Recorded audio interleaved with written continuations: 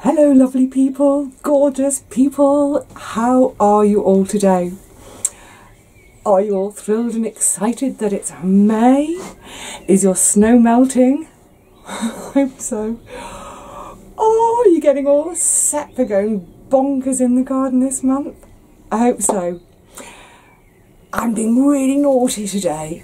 I'm supposed to be working at home all day, but it's about 3:30, 4 o'clock. And I just couldn't resist coming to the garden. I'm not going to do much today, just a little bit of boodling and pottering and catching up with my friends down here because a couple of the girls are on annual leave, so I'll see what they're up to. And I need to pot up some herbs, which I will show and explain as I come to it, because I'm not a happy bunny, but more of that in a minute. Also, I'm just going to tag into this video, or just pop in a little bit I shot yesterday, day before. I've lost track of time. I just finished doing my tour for the month. I was packing up and on my way home, and then Gary appeared with my vine, so I'll slot that bit of video in and I'll give you a look at it today as well, maybe. So yeah, let's get into the garden and see what's what. Actually, like I said, I'm not going to do much, but one thing I will do is I'm going to water the carrots, because like I was saying the other day, although we're really moist, once you get about 2 or 3 inches down in that top layer of soil that they're sitting in, it's bonio dry. So I'll give those a watering today from the water butt. I'm so happy to finally have a water butt, and I can't wait to find some more. So yeah, a bit of watering, a bit of potting on, and a little bit of poodling, and maybe some sitting and pondering. I like the pondering bit. Right, let's get in the garden. So, back around Easter time, my great aunt, bless her soul, gave me 50 quid, 50 whole smackaroos for an Easter egg, knowing full well that I wouldn't spend it on an Easter egg, and knowing full well that I'd spend it on the garden. God love her.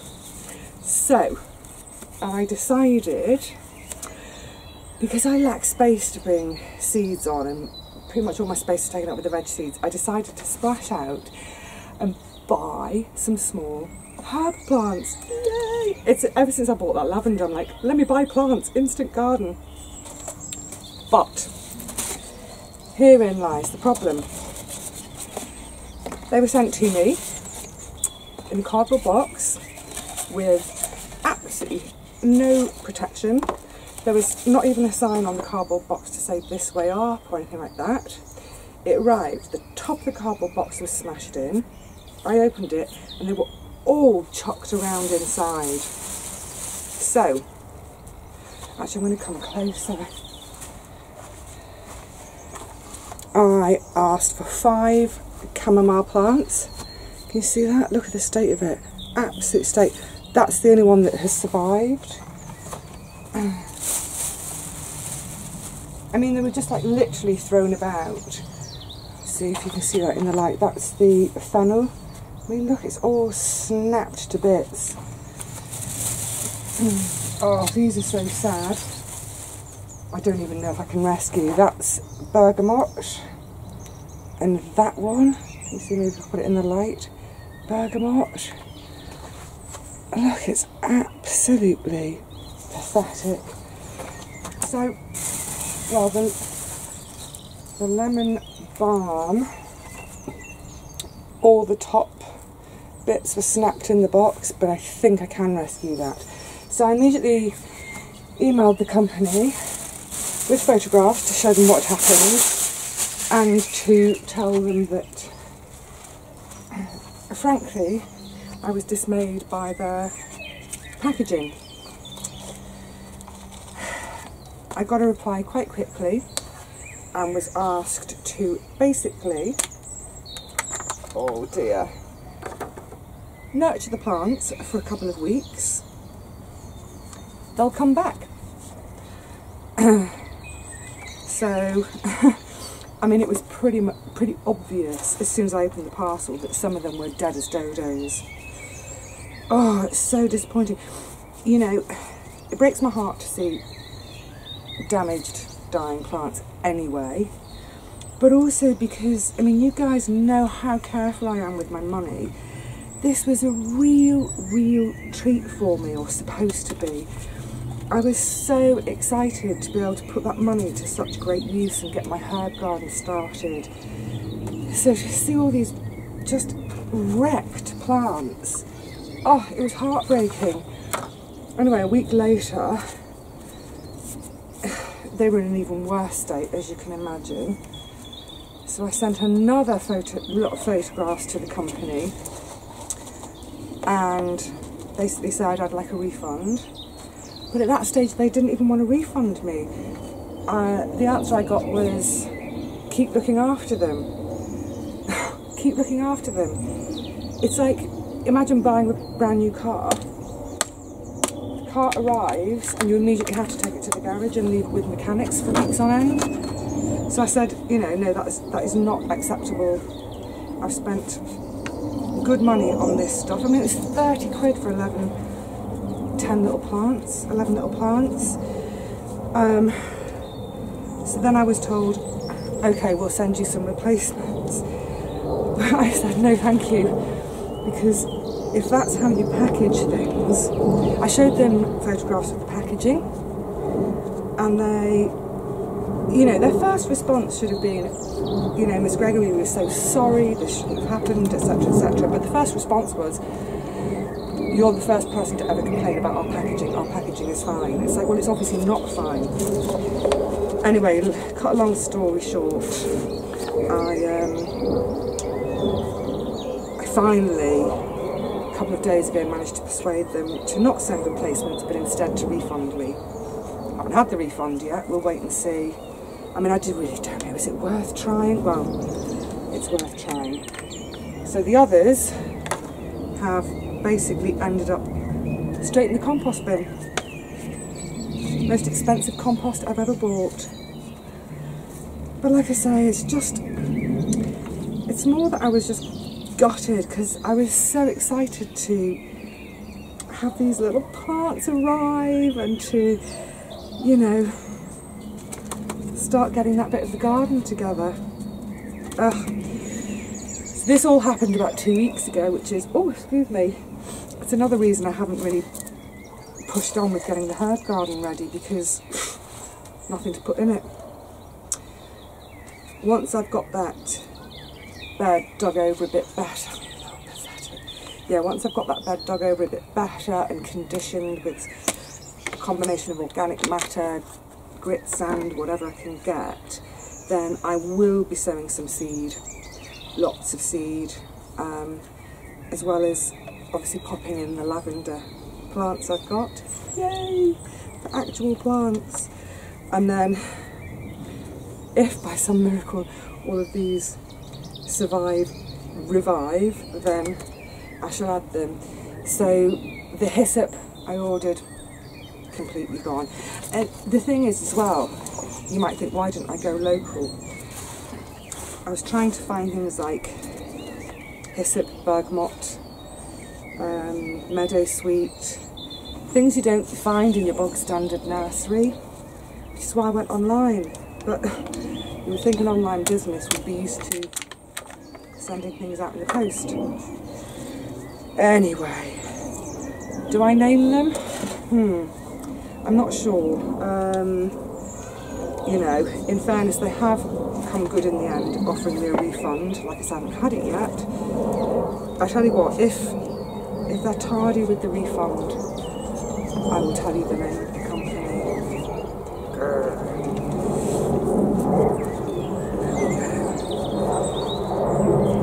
So I'll bring you closer so you can have a look, because the light wasn't great a second ago, was it? Just show you, these are my beautiful brand new plants that I'm supposed to be nurturing back to health. So that's the sad little bergamot. The even sadder chamomile. I mean, look at the state of it. Oh, you never know, maybe. the lemon balm, which I think will just about survive, but you can see where all these tops of the stem snapped, but actually maybe that might have done me a favour and make it bush out a bit. This is the other bergamot, which is looking considerably better, but even so, you can see down here, there's one dead stem, another dead stem, and then the fennel. Oh bless it, it's trying. These are looking like new shoots. I love the fennel for the seeds for tea. So if I can get this one going and get some seed, then I will try and do some seed next year. But what a motley sad little bunch. Right, let's water them and stick them on the deck somewhere.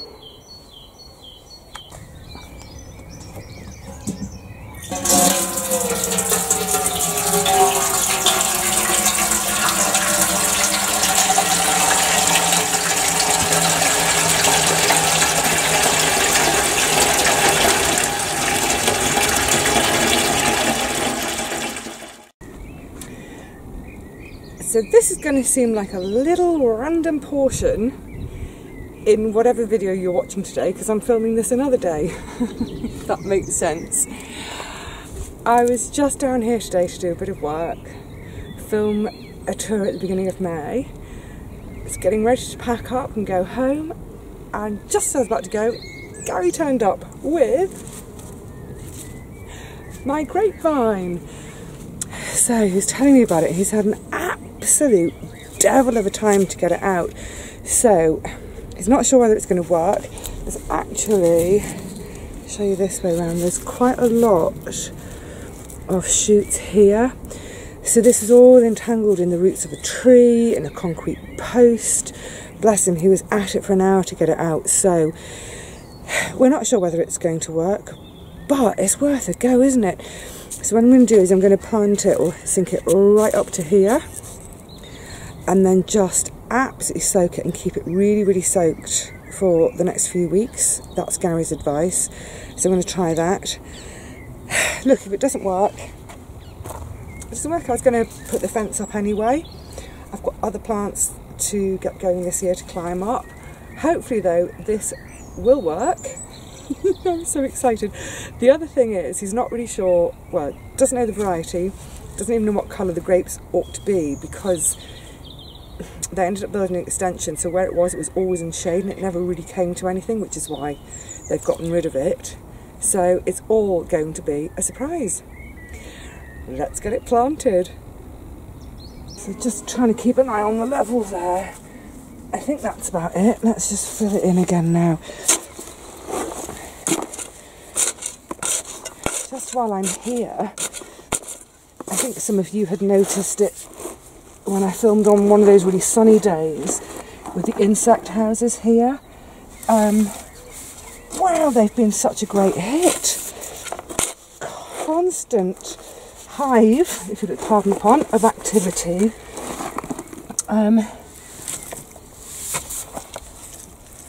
Oh, this soil's sopping.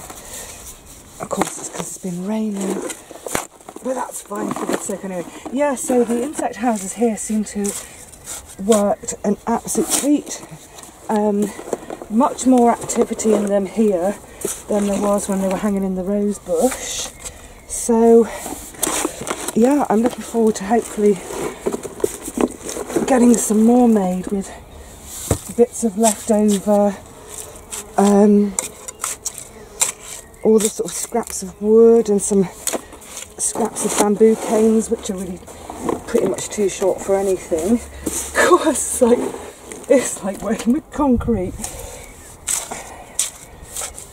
What I'm going to do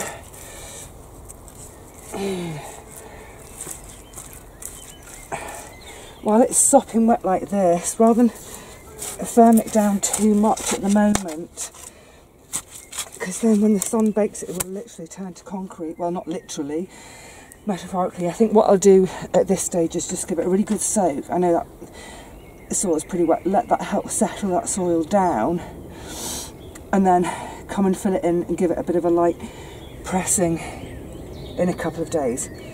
Yes, that's what I'll do. This episode should be called Spot the Difference.